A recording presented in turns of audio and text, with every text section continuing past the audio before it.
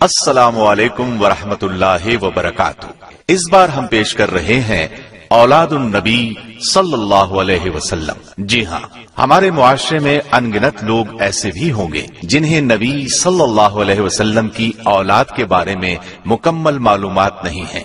بہت سے لوگ تو نام سے بھی واقف نہ ہوں گے۔ اور کیا یہ افسوس کا مقام نہیں کہ آپ کو رسول اللہ صلی اللہ علیہ وسلم کی اولاد کے بارے میں بھی معلومات مکمل نہ ہوں؟ اگر کوئی آپ سے پوچھ بیٹھے کہ نبی صلی اللہ علیہ وسلم کے کتنے بیٹے اور کتنی بیٹیاں تھیں اور آپ نہ بتا سکیں تو کیا آپ شرم سے پانی پانی نہیں ہو جائیں گے؟ اس سے یہ کہیں بہتر ہے کہ آپ کو اولاد النبی صلی اللہ علیہ وسلم کے بارے میں سیر حاصل معلومات ہوں، تاکہ ایسا وقت آنے پر آپ مکمل اعتماد کے ساتھ مخاطب کو جواب دے سکیں۔ تو آئیے سنتے ہیں اولاد النبی صلی اللہ علیہ وسلم۔ رسول اللہ صلی اللہ علیہ وسلم کی اولاد کی تعداد میں اختلاف پایا جاتا ہے۔ متفقون علیہ روایت کا خلاصہ یہ ہے کہ آپ کی اولاد کی تعداد 6 ہے۔ قاسم، ابراہیم، زینب، رقیہ، ام کلثوم اور فاطمہ رضی اللہ عنہم۔ لیکن معروف سیرت نگار ابن اسحاق نے 2 اور صاحبزادوں کا بھی نام لیا ہے، طاہر اور طیب۔ ایک قول یہ ہے کہ اعلان نبوت کے بعد آپ کے ہاں عبداللہ پیدا ہوئے، انہیں طیب و طاہر کا نام دیا گیا۔ لیکن ایک قول یہ ہے کہ طیب و طاہر عبداللہ کے علاوہ تھے۔ بعض سیرت نگاروں نے مطیب اور مطہر نامی 2 بیٹوں کا بھی ذکر کیا ہے۔ بہرحال اس بارے میں تمام اقوال کو جمع کرنے سے یہ معلوم ہوتا ہے کہ آپ کی اولاد کی تعداد 11 ہے، جن میں سے 7 صاحبزادے تھے اور 4 صاحبزادیاں تھیں۔ صاحبزادیوں کی تعداد میں کسی قسم کا اختلاف نہیں ہے۔ تمام صاحبزادیوں نے اسلام کا زمانہ پایا اور ہجرت سے بھی مشرف ہوئیں۔ البتہ صاحبزادوں کی تعداد میں اختلاف پایا جاتا ہے۔ مجموعی تعداد 7 تک پہنچتی ہے، جن میں سے قاسم اور ابراہیم پر تمام راویوں کا اتفاق پایا جاتا ہے۔ ہم صرف انہی کے حالات بیان کرتے ہیں۔ رسول اللہ صلی اللہ علیہ وسلم کے سب سے بڑے بیٹے قاسم تھے، لہٰذا ہم انہی کے حال، احوال اور واقعات سے ابتدا کرتے ہیں۔ اعلان نبوت سے پہلے نبی اکرم صلی اللہ علیہ وسلم نے سیدہ خدیجہ الکبریٰ رضی اللہ عنہا سے نکاح فرمایا۔ ان کے بطن سے سب سے پہلے آپ کے ہاں قاسم پیدا ہوئے، جو نبوت سے 11 برس پہلے پیدا ہوئے۔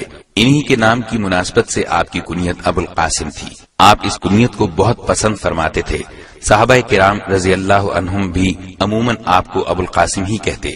ایک دن نبی صلی اللہ علیہ وسلم بازار سے گزر رہے تھے کہ پیچھے سے کسی نے یا ابو القاسم کہہ کر آواز دی۔ آپ نے مڑ کر دیکھا تو اس نے کہا، میں اس نام کے کسی اور شخص کو پکار رہا ہوں۔ تو نبی صلی اللہ علیہ وسلم نے فرمایا، کوئی ابو القاسم کنیت نہ رکھے۔ قاسم کے متعلق کہا جاتا ہے کہ یہ 2 سال زندہ رہے۔ ایک قول کے مطابق 1.5 سال اور ایک قول کے مطابق اتنے بڑے ہو گئے تھے کہ چلنا پھرنا سیکھ لیا تھا۔ جس طرح یہ آپ کے ہاں سب سے پہلے پیدا ہوئے، اسی طرح سب سے پہلے انتقال بھی انہی کا ہوا، یعنی اعلان نبوت سے 9 سال قبل وفات پائی۔ سیدہ خدیجہ رضی اللہ عنہا کے علاوہ صرف ماریہ قبطیہ رضی اللہ عنہا کے ہاں ایک بیٹا ابراہیم پیدا ہوا۔ ان کے علاوہ کسی اور زوجہ محترمہ کے ہاں آپ کی اولاد نہیں ہوئی۔ رسول اللہ صلی اللہ علیہ وسلم کے دوسرے لخت جگر ابراہیم رضی اللہ عنہ تھے، جو جمادی الاولی 9 ہجری کو پیدا ہوئے۔ ان کی والدہ ماریہ قبطیہ رضی اللہ عنہا ہیں، جنہیں اسکندریہ کے بادشاہ مقوقس نے رسول اللہ صلی اللہ علیہ وسلم کی خدمت کے لیے بطور تحفہ خاص بھیجا تھا۔ ولادت کی اطلاع آپ کے آزاد کردہ غلام ابو رافع نے دی، جسے آپ نے خوشی میں ایک غلام عطا کیا۔ 7ویں دن عقیقہ ہوا۔ آپ نے سر کے بالوں کے برابر چاندی خیرات کی اور بچے کا نام اپنے جد اعلیٰ کے نام پر ابراہیم رکھا۔ دودھ پلانے کے لیے تمام انصار نے خواہش ظاہر کی، لیکن آپ نے ام سیف کے حوالے کیا اور اس کے معاوضے میں کھجور کے چند درخت دیے۔ ام سیف مدینے سے کچھ فاصلے پر رہتی تھیں۔ رسول اللہ صلی اللہ علیہ وسلم فرط محبت سے وہاں جاتے، ابراہیم کو گود میں لیتے، چومتے اور پیار کرتے۔ ام سیف کے خاوند لوہار تھے، اس لیے گھر دھوئیں سے بھرا رہتا تھا۔ لیکن آپ باوجود نظافت طبع گوارا فرماتے۔ ابراہیم نے ام سیف ہی کے گھر 29 شوال 10 ہجری کو 17 یا 18 ماہ کی عمر میں انتقال کیا۔ انا للہ و انا الیہ راجعون۔ نبی کریم صلی اللہ علیہ وسلم کو ابراہیم کے بیمار ہونے کی خبر ہوئی تو آپ عبد الرحمن بن عوف کے ساتھ تشریف لائے۔ نزع کی حالت تھی، گود میں اٹھا لیا، آنکھوں سے آنسو جاری ہو گئے۔ عبد الرحمن بن عوف نے کہا، یا رسول اللہ صلی اللہ علیہ وسلم، آپ کی یہ حالت؟ آپ نے فرمایا، یہ رحمت ہے۔ رسول اللہ صلی اللہ علیہ وسلم کو اپنے لخت جگر ابراہیم کی وفات کا بہت صدمہ پہنچا۔